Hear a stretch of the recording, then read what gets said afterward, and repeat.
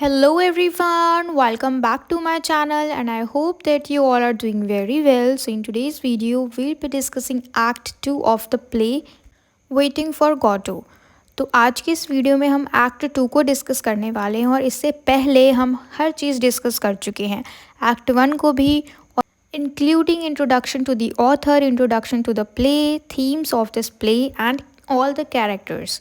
तो हमने हर चीज़ को अच्छे से डिस्कस कर लिया है। तो इससे पहले एक्ट 2 तो आज हम इस वीडियो में डिस्कस करेंगे और इस वीडियो से पहले आपको 2 वीडियोस मिल जाएंगी, जिसमें एक में हमने एक्ट 1 को डिस्कस किया है और एक में सेपरेट वीडियो जिसमें हमने हर चीज़ को डिस्कस किया है, introduction to the author, introduction to the play, themes and the characters of this play.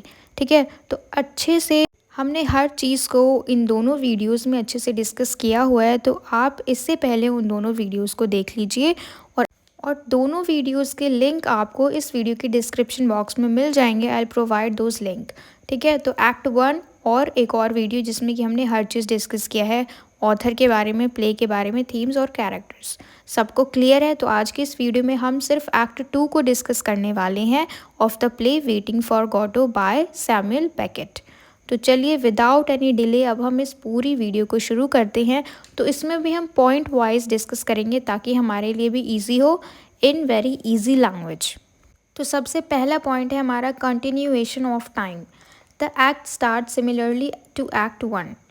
एस्ट्रेगन and Vladimir are still waiting for Godot which emphasises the theme of time's stagnation. यानी act 2 में भी वही same चीज़ हो रही है। ये दोनों फिर से वहीं पे गॉडो का इंतज़ार कर रहे हैं और इस बार जो इनका वेटिंग है, इनका जो इंतज़ार है, इस बार ये किस चीज़ को एम्फेसाइज कर रहा है, किस चीज़ पे ज़ोर डाल रहा है? थीम ऑफ टाइम स्टैग्नेशन, यानी वक्त जो है कितना ज़्यादा स्थिर है, वो भी इतना हिलडुल नहीं रहा। यानी जैसे जैसे ये चाह रहे हैं कि कल इंतज़ार कर लिया, एक दिन इंतज़ार कर लिया, गॉडो नहीं आया तो हम आज भी करेंगे, यानी अगले दिन भी करेंगे।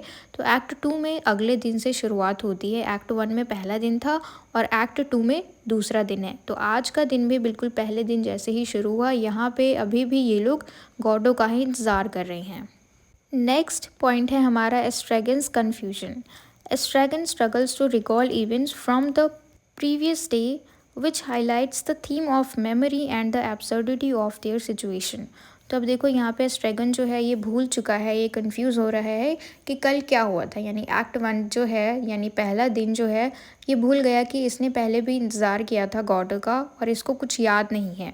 और ये चीज़ क्या हाईलाइट करती है? Theme of memory and the absurdity of their situation, कि इनकी सिचुएशन देखो कितनी बुरी है। ये लोग इंतज़ार कर रहे हैं, किसका इंतज़ार कर रहे हैं ये भी नहीं पता, बस इतना पता है कि गॉडो का इंतज़ार करें। अगर वो आ गया तो ये लोग पहचान भी नहीं पाएंगे क्योंकि जानते भी नहीं हैं और कह रहे हैं कि ये उसी का इंतज़ार कर रहे हैं।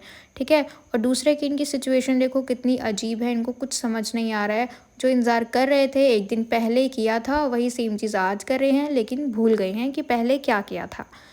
और ये लोग जब दोबारा से पोज़ो और लकी से मिलते हैं, क्योंकि दूसरे एक्ट में भी ये दोनों वापस वहीं पे आते हैं, इन दोनों के पास, एस्ट्रेगन और व्लादिमिर के पास। अब यहाँ पे जो एस्ट्रेगन है ये इनको भी भूल गया कि ये पोज़ो कौन है, उसको याद ही नहीं रहता कि इन्होंने कल भी इनको विज़िट किया था, ये लोग कल भी इनके पास आए थे, इनके साथ डिनर किया था, इसको इतना भी याद नहीं रहता।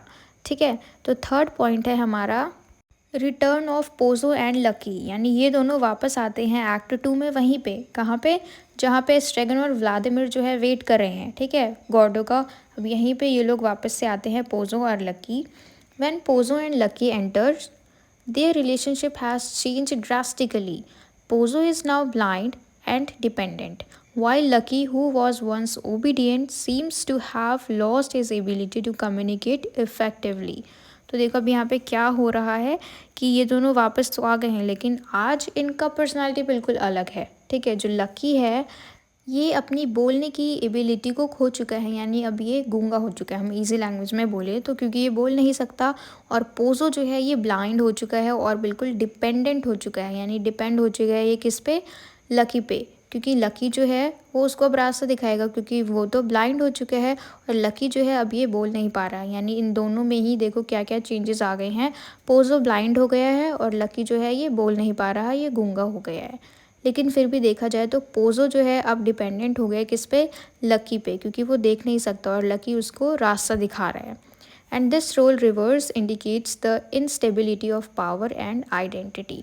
और ये रोल जो है इन दोनों का, यानी एक जो पोजो है और लकी है, पहले एक्ट में हमने देखा था कि पोजो बहुत ज़्यादा पावरफुल है, ये लकी को अपने कंट्रोल में रखता है, ठीक है, और लकी जो है वो वीक है। अब यहाँ पे बिल्कुल चेंज हो गया, इनस्टेबिलिटी ऑफ पावर। क्यों? क्योंकि पोजो जो है वो बिल्कुल डिपेंड हो गया है किस पे, लकी पे। और लकी जो है मतलब पहले बहुत ज़्यादा वीक था क्योंकि वो उसका सर्वेंट है, लेकिन अभी उसके पास पावर है कि वो पोजो को गलत रास्ता भी दिखा दे, क्योंकि अब तो वो अंधा हो गया है। तो इस तरीके से यहाँ पे जो आइडेंटिटी है और पावर जो है वो बिल्कुल ही चेंज हो गया है। तो ह्यूमन जो है वो हमेशा एक जैसा नहीं रहता। यहाँ पे इस चीज़ को हमें समझना है। यहाँ पे ये चीज़ दिखाई जा रही है कि ह्यूमन का जो एग्जिस्टेंस है वो हर वक्त एक जैसा नहीं रहता। फिर फोर्थ पॉइंट है हमारा Lucky's silence. His silence reflects his suffering and the burden he carries, emphasizing the theme of oppression and the struggle to express oneself। तो देखो ये जो लकी है ये साइलेंस है, यानी ये बिल्कुल चुप है, और इसकी जो चुप्पी है ये हमें क्या दिखा रही है, सफरिंग, कि कितना ज़्यादा जूझ रहा है इसकी कंडीशन से। और बर्डन जो कि ये लेके चल रहा है, कौन बर्डन, पोजो। एक तरीके से पोजो जो है उसका मालिक है, तो वो उसको रास्ता दिखा रहा है। पहले कौन सा बर्डन था कि पोजो उसको डिमांड करता था कि ये करो वो करो, और ये उसको इम्प्रेस करने के चक्कर में एक्स्ट्रा एफर्ट करता था। और अभी क्या है कि पोजो देख नहीं सकता, तो इसको पूरी तरीके से पोजो को संभालना है, ठीक है, उसको रास्ता दिखाना है। तो ये सारी चीज़ें किस चीज़ पे जोर दे रही हैं, जो हमारा थीम है ऑपरेशन, यानी लोगों को उत्पीड़न करना, अत्याचार करना उसके ऊपर, and the struggle to express oneself, क्योंकि वो अब कुछ बोल भी नहीं सकता, बिल्कुल साइलेंस में बैठा हुआ है, बिल्कुल साइलेंट हो चुका है। उसकी चुप्पी जो है वो दिखा रही है कि वो कितना ज़्यादा हेल्पलेस है। फिफ्थ पॉइंट है हमारा food and survival. Pozzo's offering of food to Estragon and Vladimir is meager, symbolizing their ongoing struggle for survival. They share a meager meal, which underscores their desperate situation and the absurdity of their existence। तो देखो इस बार, कल तो इन्होंने chicken खाया था act 1 में, लेकिन इस बार ये लोग खुद भी कम ही खाते हैं और व्लादिमिर और एस्ट्रेगन को भी कम ही ऑफ़र करते हैं। क्या चीज़ है ये यहाँ पे क्लियर नहीं है कि खाने की कुछ चीज़ है, लेकिन इनके पास भी बहुत कम क्वांटिटी में है, कम मात्रा में है, तो ये लोग बिल्कुल कम ही उनको भी ऑफ़र करते हैं और ख़ुद भी कम ही खाते हैं, ठीक है। तो यहाँ पे ये चीज़ क्या सिंबलाइज़ कर रही है कि उनका जो स्ट्रगल है, जीने के लिए कितना स्ट्रगल कर रहे हैं, वो चीज़ हमें यहाँ पे दिखाई जा रही है। और उसके बाद मतलब जो उनकी भूख है, जो बहुत ज़्यादा डेस्परेट है वो लोग इस सिचुएशन में, और मतलब कितना ज़्यादा एब्सर्ड है ये, ठीक है, बेतुका सा है एग्जिस्टेंस, लोगों का अस्तित्व की एकदम से पलट जाता है। एक्ट 1 में इन्होंने चिकन खाया था और एक्ट 2 में इनके पास कुछ भी नहीं है खाने के लिए, बहुत कम है जो भी है, ठीक है। फिर है हमारा sixth point, existential conversations. The conversation between Estragon and Vladimir delve deeper into philosophical themes. They discuss the meaning of life, the nature of waiting, and their fears, revealing their existential despair and confusion about their purpose। तो देखो ये लोग किस किस तरीके से बातें करते हैं। फिलोसफिकल थीम्स का क्या मतलब है, द स्टडी ऑफ फिलोसफी का ही क्या मतलब है, देखो the study of ideas and the meaning of life, ठीक है, कि मतलब इन सारी चीज़ों के बारे में जब हम गहरे तरीके से बात करते हैं तो उसको हम सीधा कह देते हैं philosophical things. For example they are discussing the meaning of life, की मतलब जो ज़िंदगी है उसका क्या मतलब होता है, the nature of waiting and their fears, मतलब जब हम किसी का इंतज़ार करते हैं फिर डरते हैं, जो हमारे अंदर होता है ना, डर होना एक इमोशन है हमारा, डर, ठीक है। Revealing their existential despair and confusion about their purpose, मतलब ये एक तरीके से जो हमारे ह्यूमन इमोशंस होते हैं उसके बारे में बातें कर रहे हैं, लाइफ के बारे में बातें कर रहे हैं, जो डर होता है, जो निराशा होती है, उन सारी चीज़ों के बारे में ये दोनों आपस में बातें कर रहे हैं। फिर है हमारा seventh point, hope versus despair. तो इन दोनों का मतलब समझते हैं पहले। होप का मतलब होता है उम्मीद, और डिस्पेयर का मतलब होता है निराशा। जब हम दुखी हो जाते हैं, जब हमारी कोई उम्मीद पूरी नहीं होती है तो हम दुखी हो जाते हैं, निराश हो जाते हैं, ठीक है। Throughout the act, there is a constant tension between hope and despair. They cling to the hope that Godot will arrive but are repeatedly faced with disappointment, highlighting the futility of their waiting। तो देखो ये पूरा play जो है, ये पूरा act जो है, इसके अंदर कांस्टेंट टेंशन बना हुआ है होप एंड डिस्पेयर का। क्योंकि ये लोग एक उम्मीद के साथ, देखो पूरे दिन इन्होंने इंतज़ार किया, लेकिन शाम होते होते ये लोग डिसअपॉइंट हो गए, निराश हो गए, डिस्पेयर में चले गए। ठीक है, मतलब क्यों? क्योंकि जो इनकी होप थी, क्योंकि इनकी जो उम्मीद थी कि गॉडो आएगा और गॉडो नहीं आया, तो उम्मीद तो थी, लेकिन साथ ही साथ ये निराश भी हो गए क्योंकि इनकी उम्मीद जो है वो पूरी नहीं हुई। तो इनके पास एक होप थी कि गॉडो आएगा, लेकिन वो नहीं आया। तो ये चीज़ हमें क्या दिखाती है? Highlighting the futility of their waiting, यानी कि बिल्कुल वेस्ट हो गया, फ्यूटाइल यानी यूज़लेस। इनका पूरे दिन इंतज़ार करना व्यर्थ चला गया, यूज़लेस था इनका वेट करना। फिर है हमारा अगला point, the boy's message. The boy who appears to deliver the message that Godot will not come today but will come tomorrow symbolizes the elusive nature of hope. His message keeps the cycle of waiting alive but also reinforces the idea that nothing ever changes.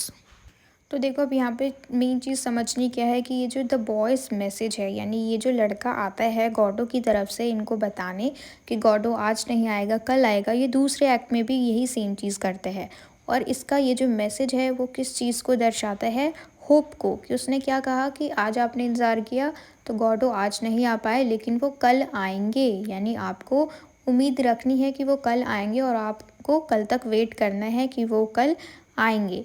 तो इसी तरीके से ये जो cycle of waiting है, ये इस चीज़ को और ज़्यादा अलाइव कर देता है, इसको रेनफोर्स कर देता है, यानी सुदृढ़ कर देता है। पहले तो ये लोग मतलब अगर आज गॉडो नहीं आया, वेट किया, तो ये लोग हार मान सकते थे और घर जा सकते थे, लेकिन इस लड़के का आना एक उम्मीद जगाता है कि आज नहीं आए लेकिन वो कल आएंगे। तो इस चीज़ को यहाँ पे दिखाया जा रहा है। फिर है हमारा 9th point, contemplation of living. Contemplate का मतलब होता है विचार करना, डिस्कस करना, सोचना। अब ये लोग सोच रहे हैं, व्लादिमीर और स्ट्रैगन, कि क्या हम यहाँ से चले जाएं? हम इंतज़ार कर रहे हैं, अभी तक गॉडो नहीं आया, तो क्या हमें चले जाना चाहिए कि चलें हम? इस तरीके से ये लोग ऐसे डिसाइड कर रहे हैं, बातचीत कर रहे हैं, सोच रहे हैं कि क्या हमें जाना चाहिए। ठीक है, इस टॉपिक का मतलब समझा रही हूँ मैं आपको इस पॉइंट का। Contemplation of living, Estragon and Vladimir discuss the possibility of living but ultimately decide against it. तो पहले तो ये लोग डिसाइड कर रहे थे कि भाई चलो चलते हैं, गॉडो तो आया नहीं है तो हम वापस चलते हैं, लेकिन इन्होंने लास्ट में क्या डिसाइड किया कि नहीं, हम रुक के उसका इंतज़ार करेंगे। This indecision reflects their entrapment in their circumstance and their inability to break free from the cycle of waiting. तो इनका ये वाला डिसीजन जो है वो दिखा रहा है कि ये लोग इस परिस्थिति में फंस चुके हैं, यानी ये लोग ऐसे छोड़ के नहीं जा सकते। क्योंकि अगर इन्होंने ऐसे ही अगर इन्होंने छोड़ दिया, अगर ये चले गए, ये अगर गॉडो का वेट नहीं करते हैं और बाद में अगर इनको पता चला कि गॉडो आया, तो फिर इनको और ज़्यादा निराशा होगी, फिर ये बाद में रिग्रेट करेंगे कि अरे रुक ही जाते। तो एक तरीके से ये फंस चुके हैं यहाँ पे, तो इसलिए इन्होंने अपना डिसीजन चेंज किया और अब ये यहाँ पर रुक रहे हैं। ठीक है, ये जो साइकिल ऑफ वेटिंग है अब ये चलता जाएगा, ये टूटेगा नहीं। तो हमारा लास्ट पॉइंट है ending of the act. The act concludes with Estragon and Vladimir agreeing to continue waiting, reinforcing the central theme of the play. Their final exchange emphasizes the absurdity and hopelessness of their situation, leaving the audience with a sense of bleakness. तो देखो last में क्या होता है कि ये लोग agree करते हैं इस बात पे कि इनको इंतज़ार करना चाहिए गॉडो का, और इनका जो फाइनल डिसीजन है वो किस चीज़ को एम्फेसाइज करता है? The absurdity and hopelessness of their situation. क्योंकि इसमें बेतुकी चीज़ तो है ही, क्योंकि इनको खुद नहीं पता, बेचारे दोनों कंफ्यूज है, डिलेमा में है। उसके अलावा इनका जो होपलेसनेस है, यानी ये कुछ भी नहीं कर सकते। अगर ये गए तब भी पछताएंगे, क्या पता गॉडो आ जाए, और अगर नहीं गए और अगर गॉडो नहीं आए, ठीक है, अगर ये वेट करते रह गए और गॉडो फिर भी नहीं आया, तो फिर इनका वेट करना वेस्ट हो जाएगा। तो एक तरीके से ये लोग फंसे हुए हैं, लेकिन फिर भी ये लोग अग्री करते हैं इस बात पे कि इनको रुक के वेट करना चाहिए। And living the audience with the sense of bleakness. Bleakness का क्या मतलब होता है? Strong emotion of despair and hopelessness.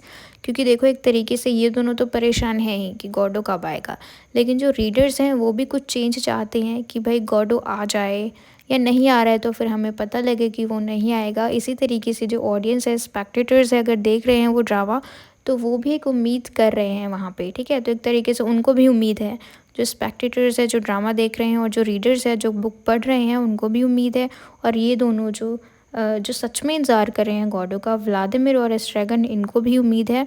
तो एक तरीके से अगर कुछ भी नहीं हो रहा है तो ब्लीकनेस है यहाँ पे, strong emotion of despair and hopelessness of people who are waiting for Godot, including us, including the readers, including the spectators, including both these characters, Vladimir and Estragon. ठीक है, तो आज की इस वीडियो में इतना ही। ये था हमारा एंड ऑफ एक्ट 2 और मुझे पूरी उम्मीद है कि आपको ये अच्छे से क्लियर हो गया हो। इसके अलावा आप एक्ट 1 देख सकते हैं, और एक्ट 1 के अलावा एक और वीडियो है जिसमें हमने हर चीज़ को डिस्कस किया है। Introduction to the author, introduction to the play, themes और कैरेक्टर्स, सब कुछ हमने डिस्कस किया है। आपको उन दोनों वीडियोस के लिंक इस वीडियो के डिस्क्रिप्शन बॉक्स में मिल जाएंगे। और आज के लिए इतना ही, और मुझे पूरी उम्मीद है कि आपको ये पूरा प्ले अच्छे से क्लियर हो गया हो। And if so then please let me know in the comment box if you like this video, and share it with your friends as well so that they can get help from it. And don't forget to subscribe my channel. Until we meet in the next video, keep learning.